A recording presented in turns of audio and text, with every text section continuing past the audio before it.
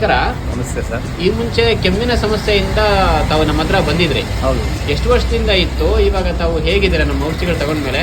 Sir, ನನಗೆ 3 ವರ್ಷದಿಂದ 2.5ರಿಂದ 3 ವರ್ಷದಿಂದ ಕೆಮ್ಮು, ನೆಗಡಿ ಮತ್ತು ಮೂಗ್ ಬ್ಲ್ಯಾಕ್ ಆಗೋದಿತ್ತು. ನಿಮ್ಮ ಹತ್ರ ಬಂದು ನಾನು ಬರೀ 5ರಿಂದ 8 ದಿನ 10 ದಿನ ಮೆಡಿಸಿನ್ ತೊಗೊಂಡಿರೋದು. ಕಂಪ್ಲೀಟ್ ಕ್ಲಿಯರ್ ಆಗಿದೆ ಸರ್. ನಿಮ್ಮಿಂದ ನಮಗೆ ಭಾರಿ ಒಳ್ಳೆಯದಾಗಿದೆ.